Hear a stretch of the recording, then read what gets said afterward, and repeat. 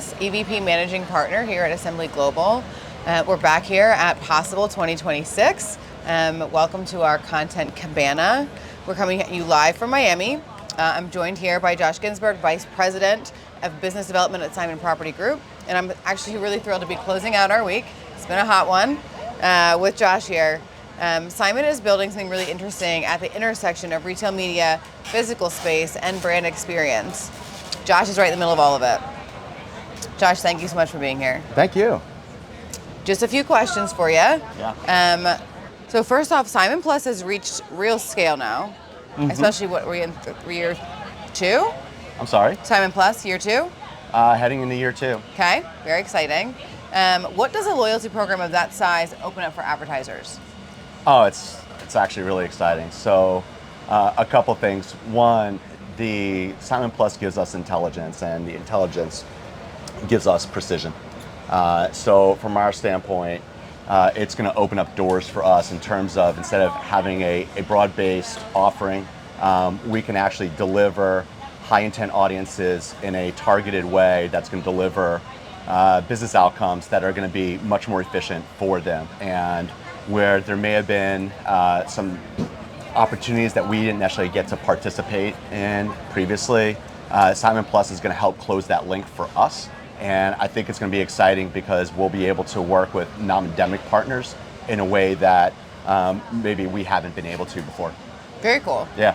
I was going to go to the next question, but I am curious, while we're on that topic, there's been a lot of talk here at Possible, at the panels, about the growth or resurgence into the nostalgia of the mall. Yeah. How has that been impacting what you're able to do right now with your advertisers? Yeah, so 2 days ago, there was a great session that was chaired and led by Sunshine and then Kristen with Westfield, and it was predicated upon a study that they did. And it's something that we've known. It's funny, it's some of the narrative that I've sort of navigated for however many years, last several was all sort of steering towards the mall. We never went away. Right. Right? But what's exciting is that Gen Z has come in with a little bit of a revenge presence. We love it. Love it because they lost out during the pandemic, yep, and they crave that interaction. And as their disposable income comes into real maturation, and I think the figure was something along the lines of 12 trillion by 2030, that's compelling. And the fact that we're there at the nexus point where they're going to be and where they want to congregate and spend time with each other, quote unquote hanging out. I was just having a discussion with a longtime friend who I hadn't seen in over 30 years. And he's like, yeah, the malls are back in. I'm like, they were never gone. It is nice to hear that, though. I think it is cool. As somebody that worked at a mall for many years, when I was a teenager, I just love seeing the resurgence and the nostalgia of it. I feel that very strongly. It's been a big talk this whole week. Yeah, I mean, it's funny. It's the idea that, when we did it was to get away from our parents, and that hasn't changed, but the idea that it's an environment that allows them to get together and co-create and connect and participate with brands that they are passionate about, have fandom of. It's fun seeing it, and it's fun being able to work with the agencies and brands to help them activate in our environments. Very cool, very cool. Thank you for letting us go off script for there. Yeah. Cool. The physical store as a media channel has been talked about for years. What does it actually look like inside Simon today? It's so interesting. So it's never that it wasn't a media channel. It's just now that we can measure for it. Yep. Right. So now the narrative isn't that it's suddenly a media channel. It's now that there's accountability, and we can measure it with the same rigor as digital. Mm-hmm. And I think that that was something that we've been always sort of held to account for, and sort of got pocketed in this sort of top funnel and physical space. But the reality is that now the technology that's out there and the fabric that we can run across is going to allow us to measure and account for incrementality. Mm-hmm. No longer even attribution is sort of don't say that anymore. It's about incrementality, and it's true. And so the idea that it's a media channel, it always has been, but what makes it work in a much clearer way is the fact that we can measure for it and articulate that to all the stakeholders. Totally. Yeah. That's awesome. Simon operates at national scale, obviously, but every center has its own character. Yeah. How do you think about balancing the two in terms of like national, but like when we look around here, when we look at Brickell, what has its own culture, its own character about that space? Yeah, it's funny. So working in national capacity, it scales what gets me into the room. Right.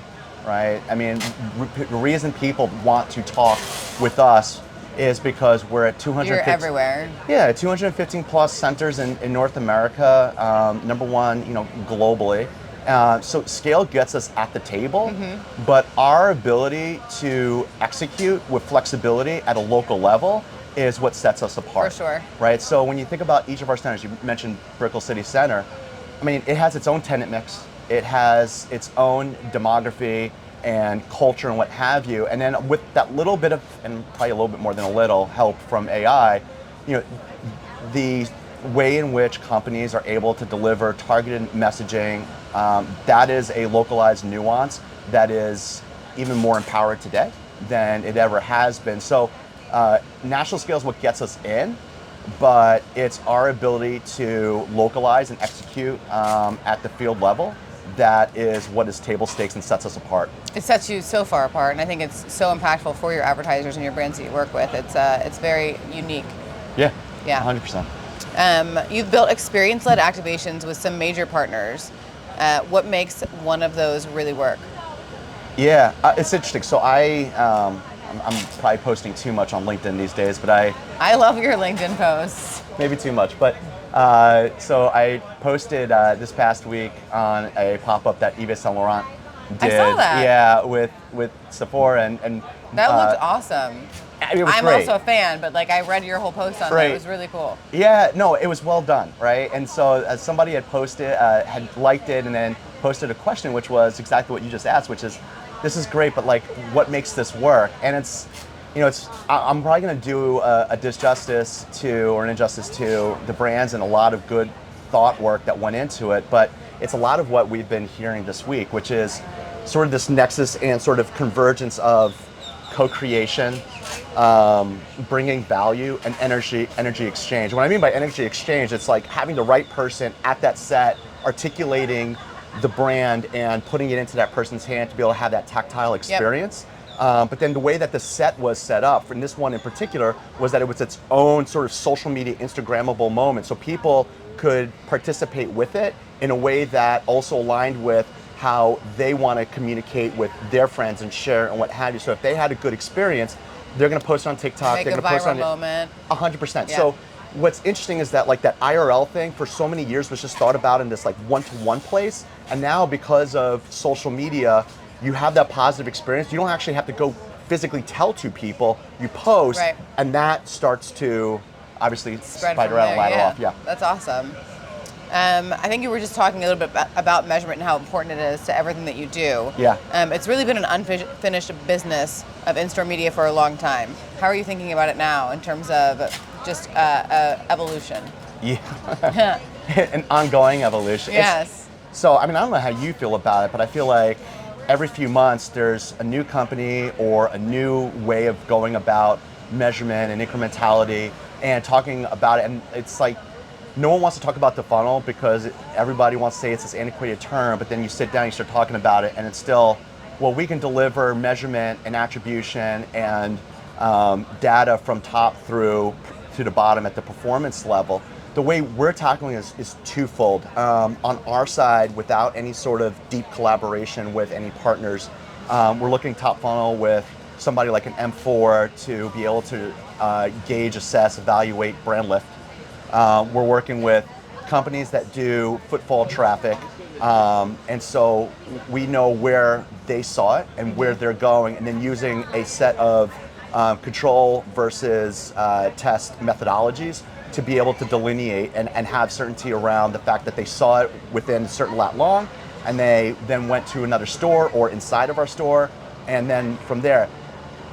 The other side of it is when we have those deeper collaborations, and I have two going on right now, where one is a retailer, tenant brand that's sold within our malls, but also has standalone stores. Okay. And they're going to provide actual results to us. We have somebody on our side, Sasha, who will crunch that data and provide like the very real results and outcomes that came from it. And then this was also really cool. I'm excited about this other one, working with a national healthcare partner. Okay. And so worked with them across several markets last year. They have provided a few tranches of really deep data. We actually did the review with them last Tuesday of what they have that they want to send over to us, which is the last few years. So it's not just this year versus last year, but we have a look through the last few years so we could remove aberrations and any sort of outliers. But we have the actual results, and he's going to be able to crunch out what that incrementality looked like. And so the CMO and I have a very good relationship, have had one for over a decade. And this is a project that we're working on, helpful for him because he's able to then obviously go articulate to the stakeholders like his CFO. I'm sure everybody's excited about that. Super excited. Yeah, that's great. Just to close us out, Josh, what, and I know that you do like to go get involved with a lot of the panels here. You've probably been running around all week. Yeah. What do you think has been your favorite thing so far? I mean, obviously the one about the mall rat and Gen Z was obviously a good one. Super self-serving, I suppose. Right. But when they're talking about me. Right, then it's like, oh, this is good, and then everyone else starts wanting to talk about them all again. Yes. No, so that was really good.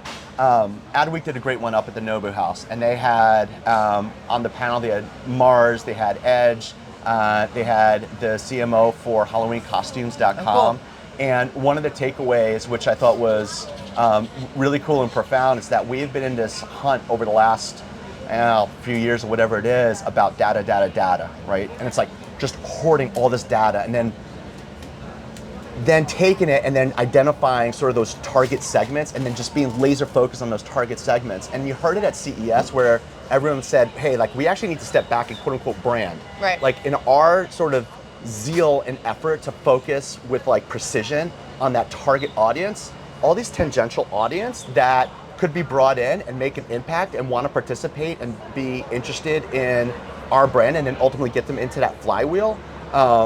We sort of alienated potentially some of those opportunities, those communities. Okay. And so what they were talking about is balancing the two, that you, yes, be precise based upon what the data is telling you, but balance that with, hey, but don't lose sight of the fact that you need to brand, and you also need to sort of think about the community writ large. Right. And what that looks like, because they may be sort of on that outer peripheral and you want to bring them in to a high user. And so that was sort of the crux of the conversation. It was a great one. Sounds great. Yeah. That's awesome. Well, thank you so much. Thank you for being here with us. Thank you for being here to close out the week with us. Yeah. Hopefully you have a great evening. Thank you guys so much. Thank you.